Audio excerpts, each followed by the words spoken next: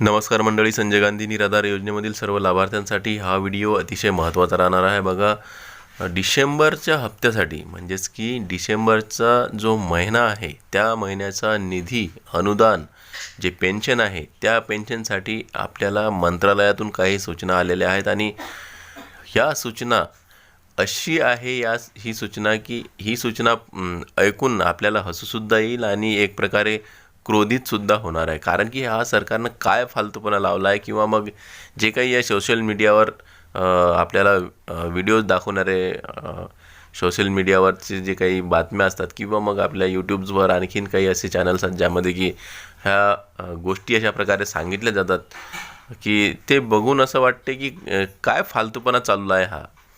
कारण की बघा, संजय गांधी निराधार योजनेमध्ये आतापर्यंत अर्ध्यापेक्षा जास्त लोकांना नोव्हेंबरचा हप्ता मिळालेला नाही आहे. आता नोव्हेंबरच्या हप्त्यासाठी एकतर खूप दिवस वाट बघावी लागली. आज येणार का, उद्या येणार का, असं करता करता पूर्ण महिना निघून गेला आणि 20 ते 21 तारखेपासून पैसे टाकण्यास सुरुवात झाली आणि तेही अर्धवटच टाकण्यात आलेलं आहे. कुणाला तर 500 रुपयेच आलेले आहेत. त्याचबरोबर अर्ध्यापेक्षा जास्त लोकांना म्हणजेच की असं समजा तुम्ही 60 ते 70% लोकांना नोव्हेंबरचा जो हप्ता आहे हा मिळालेलाच नाही आहे. आता यामागचं कारण काय, का नाही मिळाले, त्याचबरोबर या सोशल मीडियावर आता एक व्हिडिओ टाकण्यात आलेला आहे, काही ठिकाणी असे पोस्ट आलेले आहेत, तर त्यामध्ये सांगण्यात आलेलं आहे की मंत्रालयातून एक सूचना आलेली आहे आणि त्यानुसार तुम्हाला आता हे असं करावं लागणार, तसं करावं लागणार आणि त्यानंतरच तुम्हाला डिसेंबरचा हप्ता मिळणार आहे. तर मग मी म्हणतो की हा फालतूपणा काय लावला आहे, काय सर्व निराधार बांधवांना, दिव्यांग बांधवांना, विधवा महिला आहेत, त्याचबरोबर वृद्ध आहेत, तर अशा लोकांना तुम्ही सतावण्याचं काम करताय का? किंवा मग जे काही लोक तुमच्यावर विश्वास ठेवून तुमचे व्हिडिओज बघतात तर त्यांना एक प्रकारे भटकवण्याचं काम तुम्ही करतायत का? तुमच्यावर ते विश्वास करतात, त्यांना खरी माहिती द्या, असं माझं म्हणणं या ठिकाणी आहे. मी सर्व काही सांगणार आहे आजच्या व्हिडिओमध्ये. नमस्कार, मी देवानंद गवांदे स्वागत करतो आपल्या लाडक्या यूट्यूब चॅनलमध्ये, ज्याचं नाव आहे टेक्निकल मराठाजी. या चॅनलवर जर तुम्ही नवीन असाल तर चॅनलला सबस्क्राईब करा, व्हिडिओला लाईक करा आणि शेअर करायला विसरू नका. चला तर आजच्या व्हिडिओला सुरुवात करूया. तर बघा मित्रांनो, निराधार बांधव. आता निराधार बांधव म्हटलं म्हणजे त्यामध्ये तुम्ही बघू शकता की ज्यांना कुणाचाही आधार नाहीत असे त्यांना आपण निराधार म्हणतो. दिव्यांग बांधव आहेत, विधवा महिला आहेत, त्याचबरोबर जे वृद्ध आहेत, तर अशा प्रकारातले जे काही व्यक्ती आहेत, एकल असतील, अनाथ असतील, कारण घटस्फोटित महिला असतील किंवा ज्यांना दुर्धर आजार जडलेला आहे असे काही लोक असतील, वृद्ध असतील, म्हातारे असतील, तर अशातले हे जे लोक निराधार आहेत तर यांना आपण निराधार म्हणतो आणि त्यांच्यासाठी सरकारनं ही योजना सुरू केलेली आहे. परंतु सरकार एकीकडे त्यांच्यासाठी ही योजना चालू करून वाहवाहीसुद्धा लुटत आहे आणि एकीकडे त्यांना त्रास देण्याचं कामसुद्धा सरकार करत आहे. आता हे कसं करायचं आहे तुम्हा सर्वांना माहीतच आहे, मला अलग सांगण्याची काही जरूरत नाही आहे. कारण की सरकारनं मागच्या नोव्हेंबर महिन्यामध्ये एवढं सतावलेलं आहे की त्यांना अजूनही नोव्हेंबरचा हप्ता खूप जणांना मिळालेला नाही आहे. तर नोव्हेंबरचा नाही तर मला अशासुद्धा कमेंट्स आल्या आहेत की सर, आमच्या 8-8 महिन्याचे जे निधी आहे, अनुदान आहे, ते अजूनही सरकारनं दिलेलं नाही आहे. थकीत अनुदान 8-9 महिन्याचं त्यांचं बाकी आहे. आता या गोष्टीवरून तुम्ही विचार करू शकता की 8 महिन्यापासून त्यांना अनुदान मिळत नाही आहे, तर ते कशा प्रकारे आपली उपजीविका चालवत असतील, कशा प्रकारे आपल्या गरजा भागवत असतील. तर आता संजय गांधी निराधार योजनेमधील जे व्यक्ती आहेत ते कसे असतात हे तुम्हाला माहीत आहेत, कारण की त्यांना आधार नाही आहे, निराधार असतात आणि याच निधीवर त्यांचे जी काही गरजा असतात आयुष्यातील, दवाखान्यासंबंधीचे असतील, औषध गोळ्यांचे असतील किंवा मग इतरही दैनंदिन खर्च जो आहे तो यांचा जो असतो तो या निधीमधून ते भागवत असतात आणि मोठ्या आशेने, आतुरतेने या निधीची ते वाट बघत असतात की लवकरात लवकर 5 तारखेपर्यंत किंवा 6 तारखेपर्यंत हा जर निधी आला तर आपल्या सर्व गरजांचं नियोजन, आपलं जे काही महिन्याभराचं आपलं जे काही नियोजन असते, हा पैसा असा व्यवस्थितरित्या त्यामध्ये आपण पुरवणार आहोत.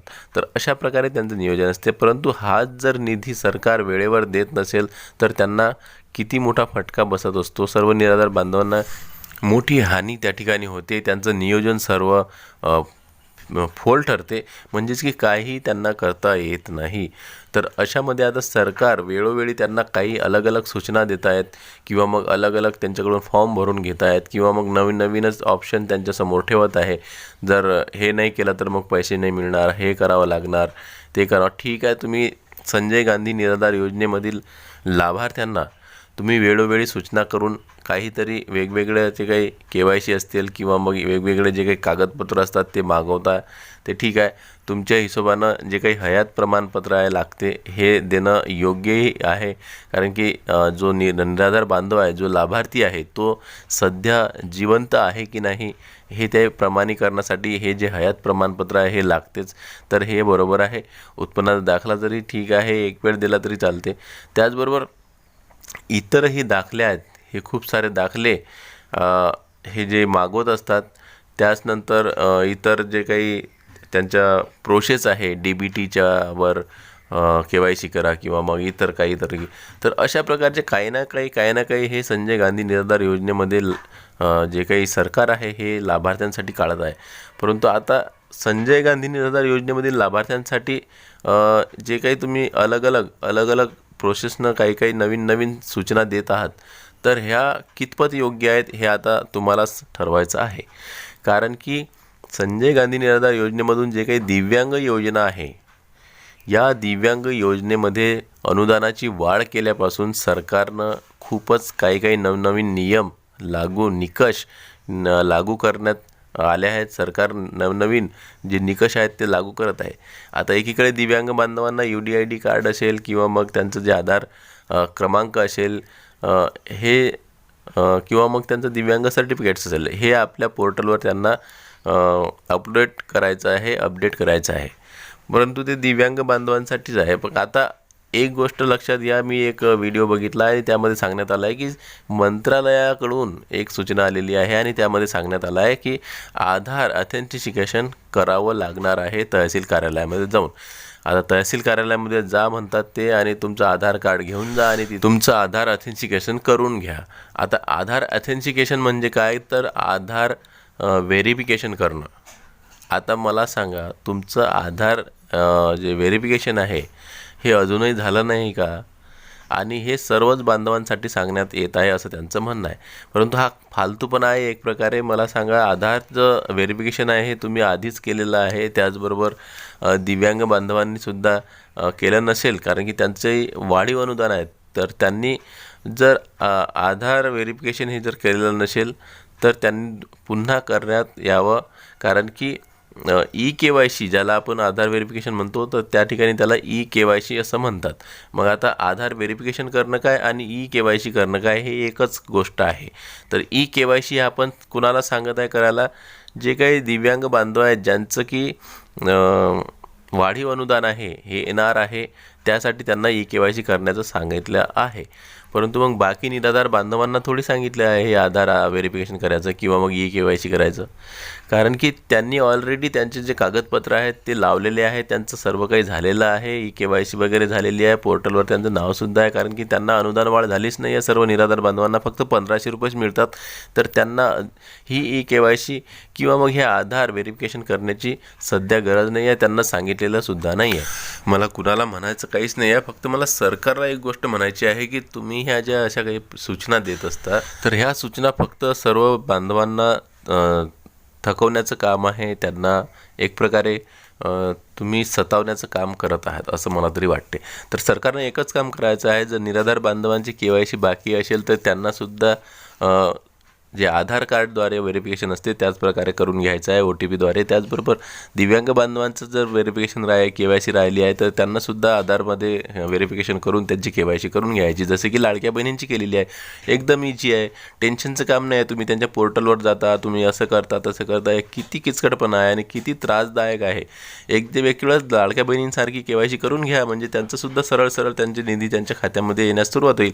तुम्ही असे प्रोसेस यांची लंबी सांगता, 37 तिथेच कॉलम भरायला सांगता, आधार व्हेरिफिकेशन करा, KYC करा, त्याचबरोबर त्यांचं UDID कार्ड बघा, त्यांचे प्रमाणपत्र बघा, त्यांचं हयात प्रमाणपत्र, ज्यांचं उत्पन्नाचा दाखला, म्हणजे एवढी मोठी प्रोसेस आहे की साधा निराधार बांधवसुद्धा कंटाळवाणा होतो. असं त्याला कधी कधी असं वाटतंय की काय ही योजना घ्यावी की नाही, की द्यावं सर्व कागदपत्र तोंडावर फेकू तिथच्या ऑफिसमध्ये की काय कर्मचाऱ्यांच्या, असं कधी कधी त्यांना राग येतो. परंतु काय करतील, गरीब आहेत बिचारे, त्यांना याच्याशिवाय पर्याय नाही, म्हणून ते नमतीनं घेतात आणि आपलं काम करून घेतात. तर सरकारने याकडे लक्ष द्यायला पाहिजे आणि जे सर्वात सोपी पद्धत आहे KYCची ती करून घ्यायला पाहिजे आणि वेळेवर त्यांचं अनुदान त्यांना मिळायला पाहिजे.